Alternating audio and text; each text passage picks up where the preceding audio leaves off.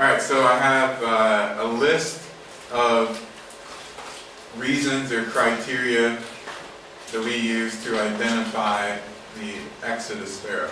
Итак, у нас есть список причин или аргументов, критериев, по которым мы можем определить фараона эпохи Исхода. First is if we just look at the date for the Exodus and we then look in Egyptian history, this guy is the Pharaoh. И самое первое, что можно сделать, это предположительную дату Исхода, посмотреть, кто был в это время по египетским хроникам фараоном. И мы попадаем как раз на этого товарища Аменхотепа II. Sometimes chronology is off by a little bit though, so we look at other things too. Но поскольку хронология иногда дает сбои, то тогда мы смотрим поэтому мы смотрим на другие источники. If we read the Exodus story, we see that the previous Pharaoh was ruling for at least 40 years.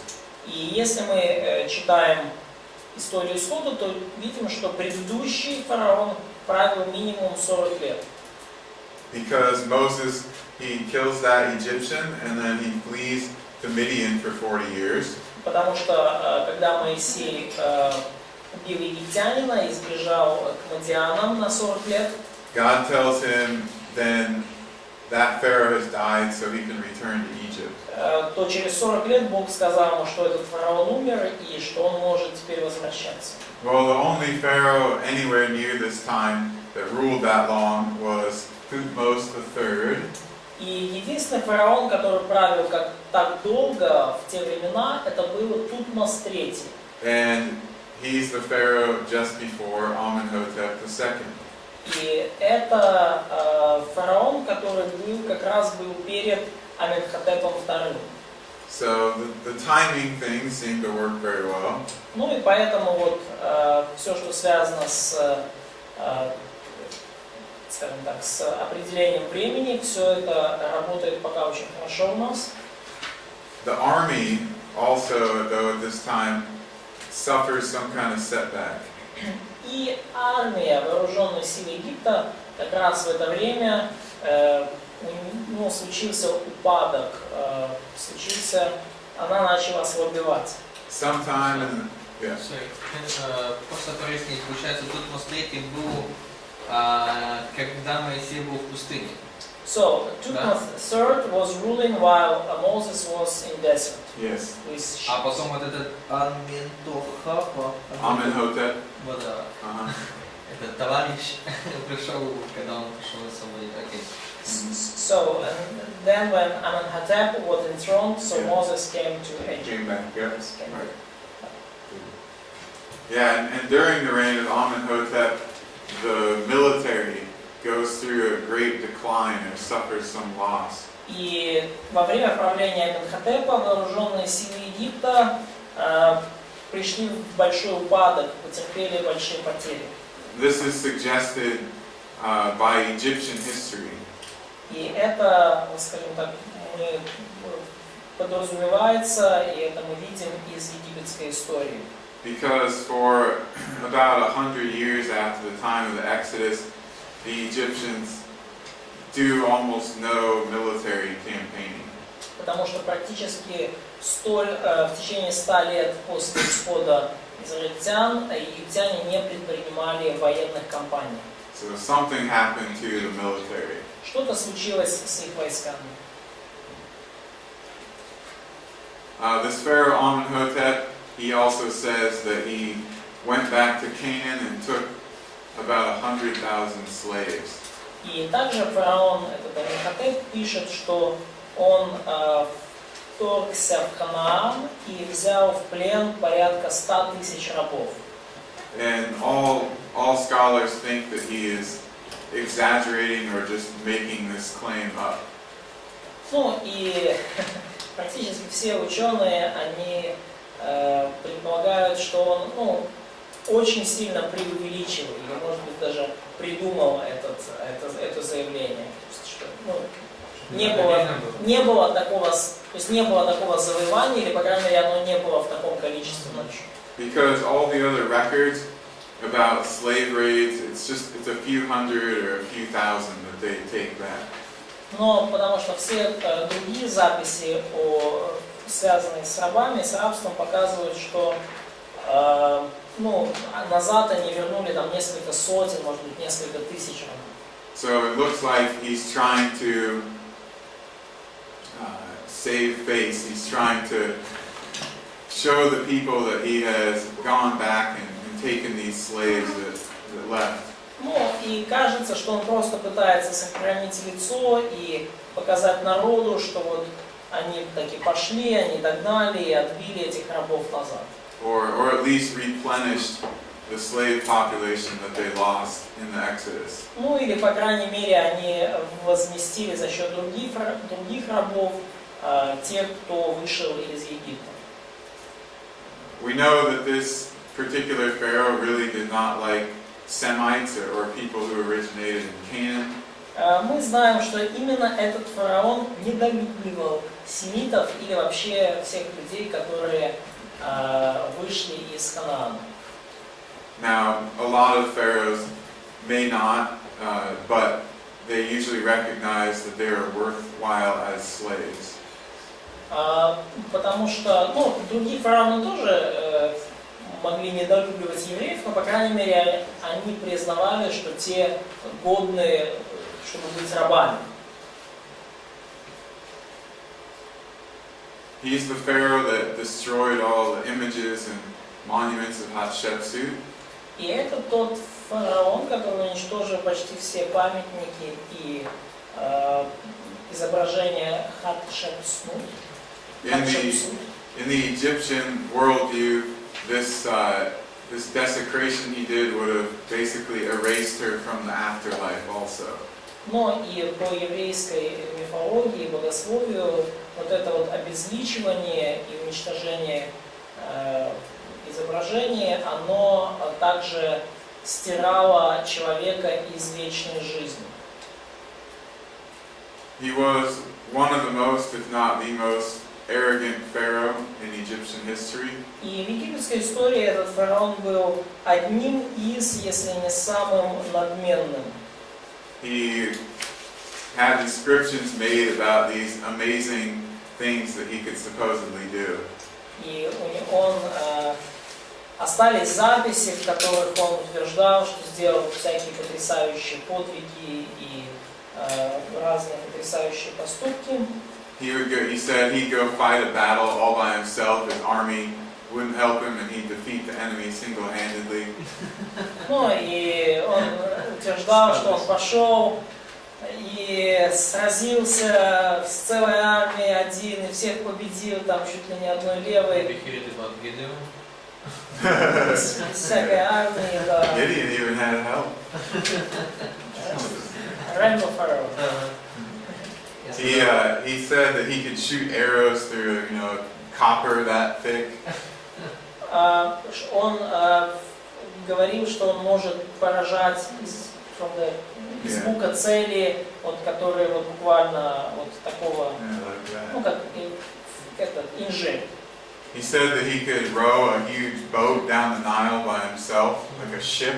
И он утверждал, что может сам в одиночку затащить на мель, на остров здоровый корабль. So it sounds like either he's trying to make up for failures, or he really fits the profile of the Exodus Pharaoh. Одно из двух, то есть или он пытается восстановить свою самооценку после нанесенного ему поражения исходом, или просто он просто именно такой фараон, какой описан в книге Исход. The passages that say God hardened his heart and Pharaoh hardened his own heart. Вы знаете эти отрывки, где написано в одном, что Бог ожесточил сердце фараона, а в другом, что фараон ожесточил свое сердце. What words do they use in Russian for those passages? The hardening part. Hardening. Yeah, just both. In both cases, it's just hardening throughout. Да, the same word. Okay. All right. Well, in the Hebrew, it uses two different words. там, где у нас используется одно и то же слово, да, что то Бог ожесточил сердце фараона, то фараон ожесточил сердце. У нас одно слово используется. And when it's Pharaoh hardening his own heart, Но в еврейском там два слова. И когда фараон ожесточает свое сердце, it uses a word that means like to make something hard, like make hard like a rock. и когда фараон ожесточает сердце, то вот используется слово как сделать затвердевшим, да, то есть сделать твердым как камень. And when it mentions God hardening it, it uses the Hebrew word to make strong or make courageous. Когда Бог как ожесточает, да, сердце фараона, то слово используется как усилить, укрепить и даже сделать смелым. So God was giving him the strength to get through the plagues. То есть Бог давал ему силу, чтобы пережить казни. But he was actually the one making his heart hard or Но heavy. именно он сделал свое сердце твердым, да, ожесточил его. And this is a concept that the Egyptians were very familiar with, making your own heart hard or heavy. И эта концепция, она была очень знакома египтянам, то есть именно концепция, когда человек делал свое сердце твердым. They had a ceremony called the weighing of the heart. И у них есть церемония, которая называется making your heart Weighing it, no, like seeing размягчение. how much it weighs. Взвешивание сердца, да, взвешивание сердца.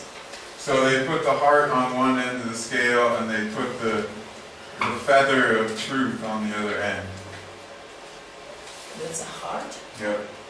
actual heart, Yeah. living person. Uh-huh. То есть они брали сердце, реальное сердце, и в самом худят. Yeah. This took place in the afterlife, so it's mythological. То есть это мифологическая процедура, которая перед представлением проходила в загробной жизни. То есть бралось сердце человека, который, уже физически умер, и там они, The feather of truth. вот здесь как гири истины. The Egyptians believed that every time you sinned, you made your heart harder and heavier.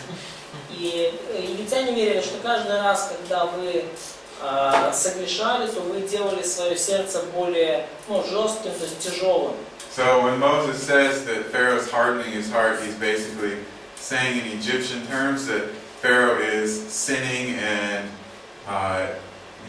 he's making his heart heavier or harder. И когда Моисей говорит, что фараон ожесточил свое сердце, он фактически использует египетскую фразу, показывая тем самым, что фараон согрешил, и его сердце стало еще тяжелее. And he was disobeying God, so he was sinning. Так и было на самом деле, потому что фараон ослушался Бога.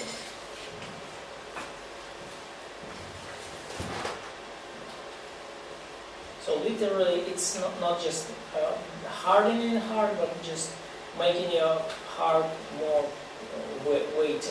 So. Yeah, hardening it, like sort of making it into a stone. That's what I mean. Okay.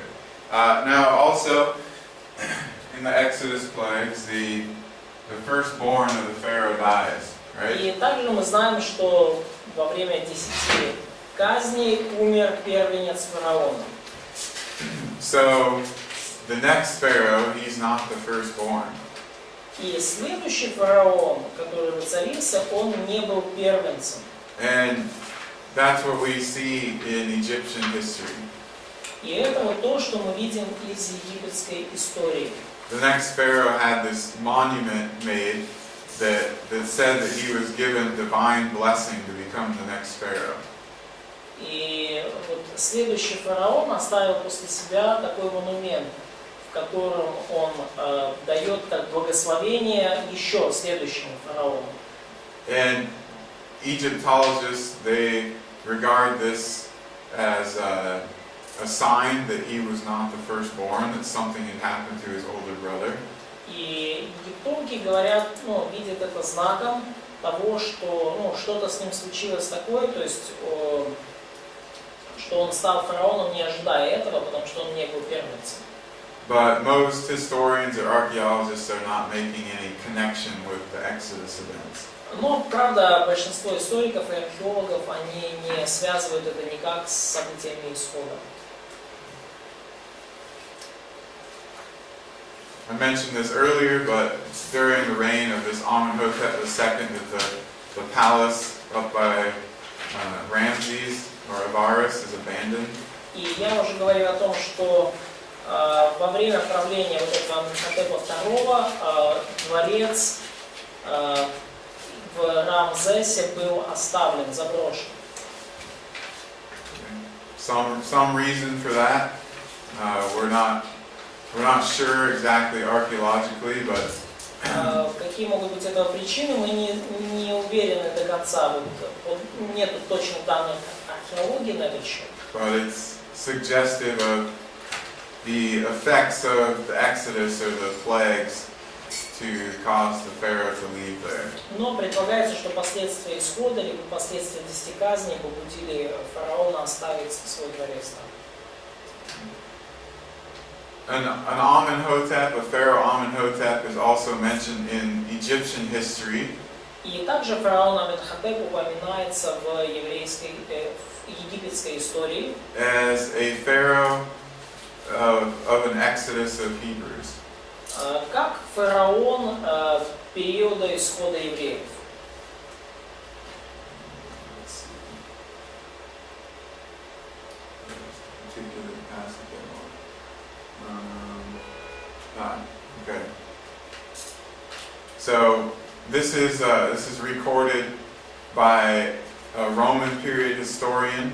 И это уже записано историком эпохи Римской империи. But he's quoting an Egyptian historian from a few centuries earlier. Но римский историк цитирует египетского историка, жившего несколько столетий до этого. And he says that there was this exodus of Hebrews that happened during the reign of Amenhotep. И вот египетский историк пишет, что исход евреев случился во время правления Аменхотепа. This Egyptian historian, his name was Manetho. И имя египетского историка, которого цитирует римлянин, было Манефон.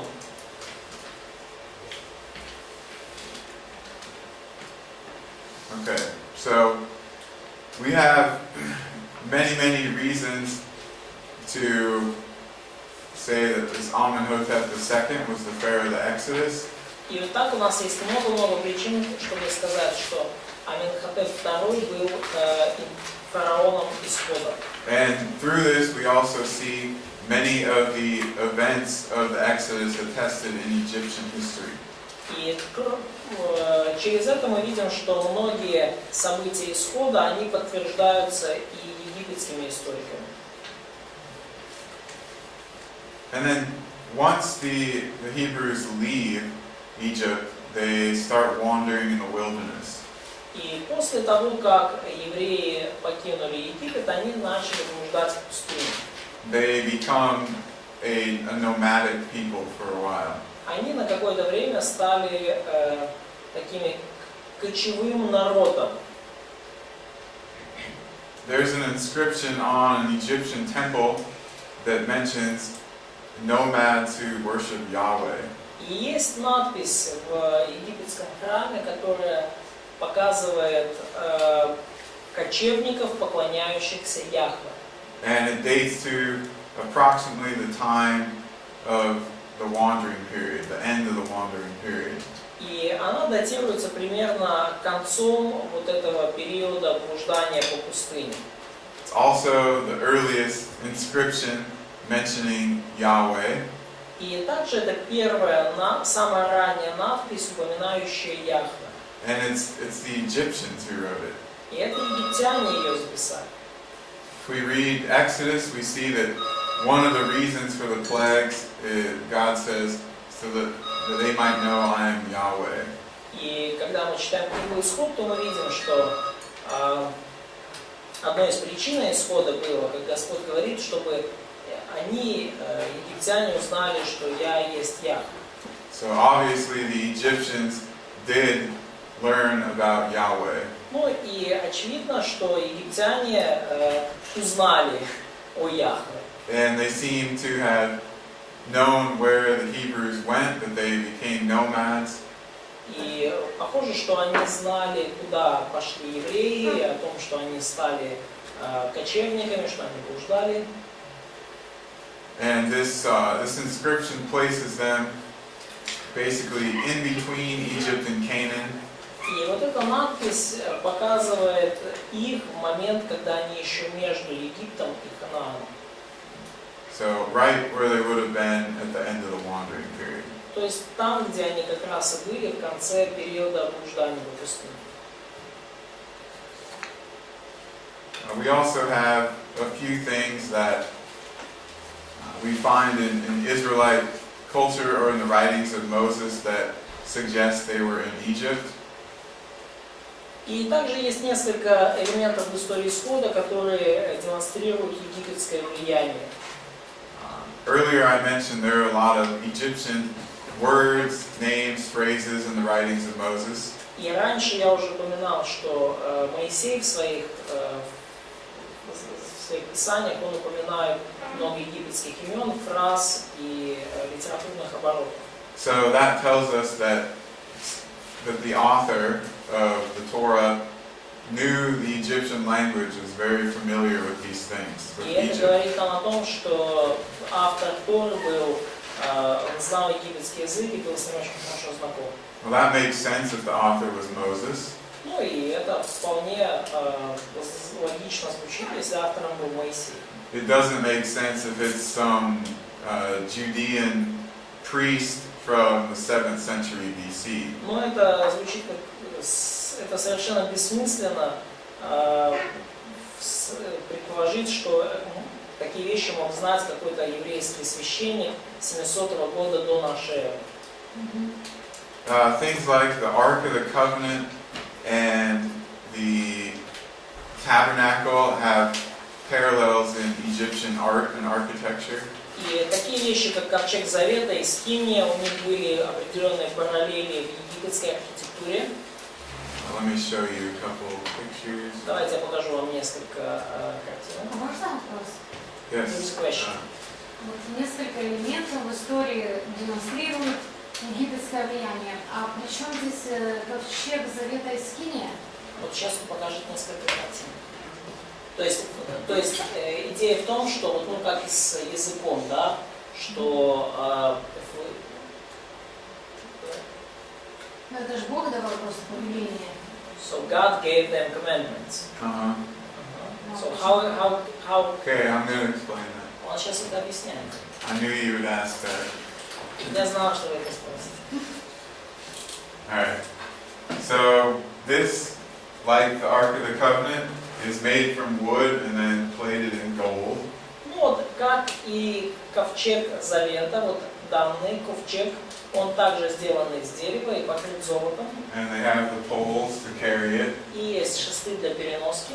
And it has a guardian figure on the top of it. И есть фигура как бы животного стража наверху. And inside it they placed sacred items. И внутри этого ковчега они помещали всякие священные предметы. The Egyptians started making these things at least 50 years before the Exodus, maybe earlier than that. И египтяне начали делать такие вещи лет за 50 до исхода, а может быть и раньше. Now the other thing, the tabernacle. А другой предмет это скиния. Let me see if that picture accessible. Сейчас посмотрим, есть ли эта картинка доступна. I'll just draw it. Ладно, я нарисую. But there's a big wall, carved wall relief in Egypt. Есть длинный барельеф, да, то есть стена, на которой высечены And it shows this всякие рисунки письмена. tabernacle-looking thing. И она показывает вот эту как раз таки скинию. Maybe I can find it in Wikipedia, or it's available. Yeah, it's okay. It's fine. I can just draw it. I got a picture somewhere of it. То есть вот это на этом барельефе изображена вот как раз таки так подобная скиния. Okay. So it had these poles and the cloth fence all around it. Вот там есть те же шесты, такой же, ну такая же занавеска вокруг. And inside this holy place, this is where the Pharaoh in his throne would reside. И внутри там, so it's an image of it, or it's No, the Pharaoh would sit. in я the прошу прощения, да, то есть, so it's like a cave or just... No, it's like the holy of holies in the tabernacle. Да, то есть вот в этом святом святых, да, находился фараон. And they used this when they went on military expeditions. So this would be like the camp of the headquarters of the Pharaoh. То есть, и они использовали вот такую конструкцию переносную в военных экспедициях, и вот в данном, в таком помещении проходили вот советы, ну, таких ключевых чиновников фараона. Now we know that there were artisans in the Hebrew community. И мы знаем, что были художники в еврейском, ну, среди евреев. They worked as artisans in Egypt when they were enslaved. И когда они были в рабстве у египтян, то они у них работали как художники. So they knew how to build these different things. Ну и как ремесленники. И поэтому они знали, как создавать все подобные вещи. So God used their general building knowledge and then gave them specific plans on how to differentiate the Ark of the Covenant, the tabernacle. И потому Бог использовал их уже навыки строителей и ремесленников, и художников для того, чтобы построить эти вещи, и дал им конкретные также спецификации и параметры, которые бы отличали скинию Завета. It's like Solomon's temple. Но это точно так же, как с храмом Соломона. The general plan of it is not much different than other temples from that time. Общий план храма Соломона не сильно отличается от большинства храмов того времени. But it has specific things that God had them add to it that differentiate it. Но там есть определенные детали, которые Бог добавил для того, чтобы сделать свой храм отличающимся. If somebody builds a church today, they use the architecture and the techniques that we use to build other buildings. Ну, если кто-то сейчас строит там церковное здание, дом молитвы, то он использует ту же самую архитектуру и те же самые технические приемы, какие используются всеми в данное время. So it's not that they just copied Egyptian religion or something. Это не значит, что они скопировали там египетскую религию. But God just utilized their knowledge of how to build certain things and then gave them specifics. Но Бог использовал их знания о том, как строить определенные и сооружать определенные конструкции, и просто дал им конкретные, скажем так, еще дополнительные детали. Does that make sense? Здраво ли это? Звучит логично. If you look at churches throughout history, they don't all look the same. They look similar to other buildings of their period. Но если вы посмотрите на церкви в течение всей истории, то они не выглядят одинаково. Они выглядят как и другие здания той же эпохи. Просто цікаво, це ж повеління давав Бог, а чому він зробив так, що вони знали, а не щось особливе? So, but this commandment was given by God, so why didn't he command it something absolutely unique, but just commanded his commandment was based on something they already knew? The cherubs, that's unique. Херувимы, вот это уникально. Не то, что внутри лежал. So, and something that was inside of Ark of Covenant was also unique. Yes. Yeah. Да. So, I mean, we live in the world that God created. Мы живем в мире, который сотворил Господь. He couldn't give them instructions to build something that they had no concept of how to even imagine. То есть он не мог им дать повеление построить нечто, о чем они вообще не имели никакого представления. Это типа как с притчей, что уже было, то будет, и что будет, то уже было. So that's like in Ecclesiastes, everything that There's nothing is, new under the sun. yeah, Ничего nothing new нового under the под sun. небом. Якщо ж ковчег був зовсім інший, нове для них. Побудували ж. А? Ковчег же ж був новим, побудували. До цього ніхто не будував. So, but the Noah's Ark, so it seems like there was something new for them, but they built it. Well, it was still a boat. They built boats like that in Mesopotamia, just not as big. Но просто это же была по сути та же лодка, корабль. Так, тогда же не было лодок Они корабля. в Месопотамии строили лодки и корабли, просто не такие здоровые. It was a 6-to-1 ratio, which is normally how you build boats. 6 to 1, yeah? Yeah. То есть он просто был, скажем, растянутый по длине, то есть обычно такие лодки не строили. He used wood from the area to build it. И он использовал дерево из этой области, чтобы построить его. He used sap to seal it with, like they did with boats in that period. И That он region. использовал смолу, чтобы, ну, как бы эту лодку засмолить, и они обычно тоже так все делали. So I mean, it's still a boat. It's a unique boat, but it's similar to other boats. То есть это лодка, такая же лодка, как, в общем-то, с какими они были знакомы, просто большая. Можно спросить? Can I ask one more Вы question? находили динозавров? Did you find some dinosaurs? Did I find some? I've excavated woolly mammoths. Я выкапывал таких мамонтов с шерстью. So if you count those as dinosaurs, А? I said if you count those as dinosaurs. Если вы их можете назвать их динозаврами, I've seen fossils from dinosaurs in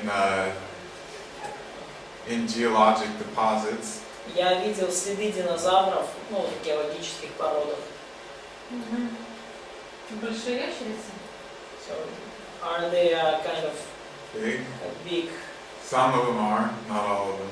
Ну, некоторые из них действительно большие. They're reptiles, so they never stop growing. The older they get, they continue to grow. Но поскольку это пресмыкающиеся рептилии, то они не перестают расти. А что вы думаете по поводу того, что до потопа была другая атмосферная система, ну, в смысле, озон или азот, ну, в общем, кислорода было больше, все быстрее обогащалось, и поэтому размеры у людей тоже были больше. So what do you think about the theory that before the flood there were, kind of shell among the earth, and there were more oxygen in the atmosphere, so atmosphere was different, and the growth was faster, and the people were bigger. So I don't think that people were bigger я не думаю, что necessarily. люди обязательно. I think that explains why they lived longer. Ну, я думаю, что это может объяснять, почему они дольше жили. But our size is built into our genetic code. Но наш рост, он встроен в наш генотип, наш генетический код.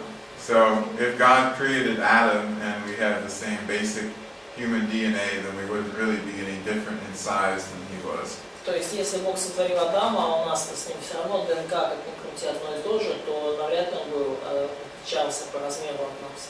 He just experienced slower genetic decay and he didn't have mutations in his genetic code. Может быть, он просто, скажем так, его ДНК медленнее распадалась и меньше было мутаций в ДНК. И поэтому он жил дольше. So after the wandering period, they entered Canaan. И после периода блуждания по пустыне они вошли в Ханаан. This is the beginning of the conquest, И это начало завоевания Ханаана. and that's what we'll start with tomorrow, И это то, с чего мы начнем завтра. or that's what we'll cover tomorrow.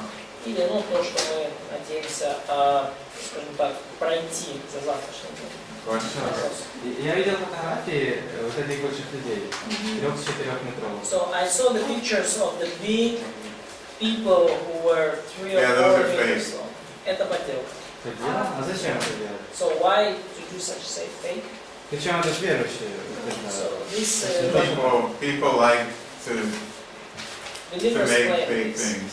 Да, людям нравится делать подделки. Ні, чи знайомо викладач з роботами Кена Холланда, і він просто дає ссылки на знахідки черепа більшої людини, сліди більшої людини, і навіть дає ссылки, де про це можна узнати. Кто знакомый? Кен Холланд. So Ken Hovind gives the specific. Yeah, Kent Hovind's a fraud. He's in jail for tax fraud, and he's not a scientist. Don't listen to what he says. Кен Ховинд мошенник, он в тюрьме. Well, I mean, he believes that things are created, but there are real scientists who actually know what they're talking about who believe in creation. He's not one of them. Кен Ховинд мошенник, он в тюрьме за мошенничество, и он не ученый, по сути. И поэтому есть, да, он верит в сотворение, но есть другие ученые, настоящие ученые, и он не является таковым. Go here or look for Institute for Creation Research. Вот зайдите по этой ссылке, и это, скажем, Институт исследований о сотворении. They have legitimate scientists doing creation research. Там у них настоящие ученые, которые занимаются исследованиями о сотворении. Так а зачем верующие это? Это же люди, ладно, там какие-то теории эволюции доказывают. So why believers do such fakes? I don't know. Я не знаю. Почему верующие не полагают? But sometimes they aren't believers, and Но иногда они не верующие. there's a guy who called himself an archaeologist, Ron Wyatt. Maybe you've heard of him. Есть такой человек по имени Рон Уайт, который называет себя археологом. And he did all these forgeries too. И он тоже такого рода делал заявления и находки. He was a Seventh-day Adventist guy. Адвентист. Да, то есть, это товарищ из адвентистов. I don't know why he did it. Maybe he liked being famous or something, or having people follow him. Я не знаю, зачем он это делал. Может, ему нравилось быть знаменитым, или ему нравилось, что люди за ним следуют. There's another guy named Bob Cornuke who's similar. Есть еще один товарищ по имени Боб Корнук, такой же самый. There are many people. It's just like on the opposite side, they take things too far one way. Это просто как, знаете, другая сторона медали, и люди тоже заходят как бы по другую сторону, но тоже заходят слишком далеко. So how can we prove or like disprove? Как мы можем подтвердить или опровергнуть? Like with what? Like giants or something? No, why all this like. Да, почему мы знаем, что это ложь? Well, he never presented any evidence, and then. Он никогда не предоставлял никаких доказательств. Well, I can make anything on a website. Но я на веб-сайте могу, вы знаете, No one's ever seen the stuff, and then his sons later came out and admitted that they had forged a bunch of things. То есть они там это сделали типа как свои раскопки, а потом его сыновья через какое-то время признали, что они их просто подделали.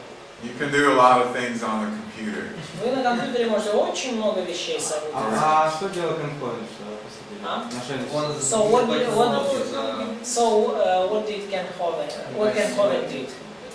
He committed tax fraud, so he went to jail. Он совершил мошенничество, уклонение от налогов и сейчас в суде. But in general, for example, he's just a guy. He's not trained as any kind of scientist.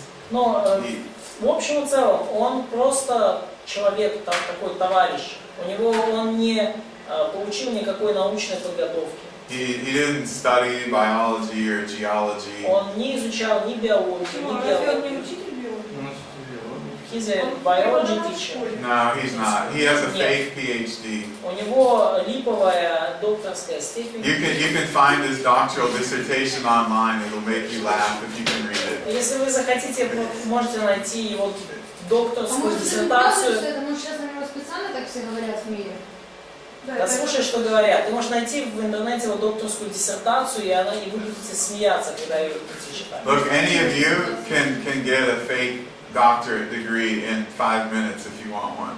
Вы знаете, что каждый из вас может получить липовую докторскую степень за 5 минут, если захочет. You go and you pay some website to send you a diploma. Вы idете и платите на определенные сайты, которые вам высылают диплом. Or to make it sound more legitimate, some places have you write something, like your dissertation, and then send it to them, and then they give you the degree. Или, например, есть всякие места, где, что если вы хотите это более, законно выглядящим сделать, есть такие места, где вы можете что-то там накалякать, туда им отправить, и они это примут как диссертацию и присвоят вам степень. So this is why schools and colleges and universities get some kind of accreditation. И это вот причина, по которой существует аккредитация школ и университетов. So that people know that you actually studied something real. То есть, чтобы людям было понятно, что вы что-то настоящее и по-настоящему изучали. Like this college is accredited by the government, the degree you get. Как этот колледж аккредитован правительством и та степень, которую вы получаете. Yeah, you get a bachelor's degree То есть вы получаете in theology. бакалаврскую. Но это не без аккредитации, никуда это так, для себя. There's no government accreditation. Maybe it's an association. Жулики, короче. Нет, он не You can check with select. Yes, I seem to recall something about that. Anyway, but that's the reason for accreditation. Но Okay? вот это причина, по которой вообще нужна аккредитация. Otherwise, sure you can be accredited by the work you produce too. Но, конечно же, вы можете быть аккредитованы согласно труду, который вы, плодам вашего труда, то, что вы реально сделали. But all these so-called scientists who make up these hoaxes, they don't have any official publications or real scientific projects that they've done. Но вот эти все так называемые ученые, которые делают какие-то научные заявления, они на самом деле и не являются учеными, у них нет опубликованных работ и у них нет научного опыта. They make a video on YouTube, Они делают видео в YouTube. or they write something on their own website. Или пишут что-то на собственных веб-сайтах. So, like Ron Wyatt, he never worked on an archaeological excavation in his life. Как, например, Рон Уайт, который ни на одной археологической раскопке в своей жизни не работал. Okay. Kent Hovind never did research on biology in a lab. Кен Ховинд никогда не сделал никаких исследований в биологии.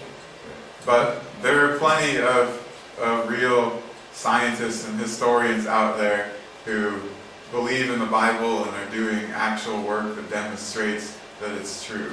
Но есть множество других настоящих ученых, биологов и историков, которые верят в Библию, которые производят исследования, подтверждающие ее истинность. It's just that fantastic claims get a lot of attention. Просто вот такие фантастические заявочки привлекают много внимания общественного. And that's probably why most of those people do it. И я думаю, что это основная причина, по которой все вот эти люди занимаются тем, чем они занимаются. Sometimes the truth isn't quite as exciting as the lie. Иногда истина, знаете ли, не настолько будоражит, как ложь, But it's much more important. но она куда более важна. А есть имена таких ученых, которые говорят правду, не как Do you have some видео? names of these real scientists Видео. who are trustworthy? И плюс на русском. Yeah, I mean, there are a lot of people that work for this organization. Много людей работают с этой организацией.